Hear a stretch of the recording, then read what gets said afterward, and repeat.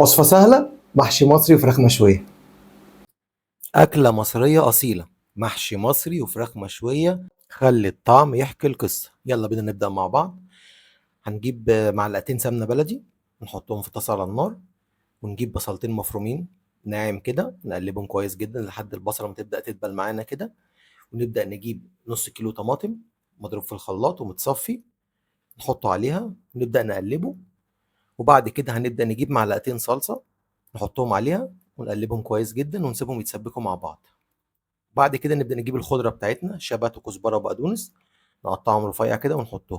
البهارات بتاعتنا ملح وفلفل أسمر، كزبرة وكمون، وشوية نعناع، هيدوا طعم فظيع للوصفة دي. جربوه بالنعناع وقولوا لي ايه رأيكم. بعد كده هنجيب نص كيلو رز يكون مغسول كويس جدا عشان يطلع منه النشا، عشان ما يعجنش معانا في المحشي. كده خلاص الخلطة جاهزة معانا على الحشو على طول.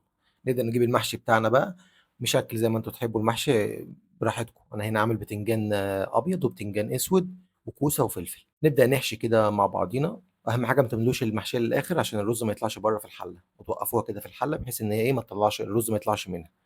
بعد كده نبدأ نرصه في الحلة بتاعتنا. رصيناه وخلصنا، نجيب بقى شوربة الفراخ بتاعتنا نسقي بيها لحد النص كده بالظبط، نص الحلة.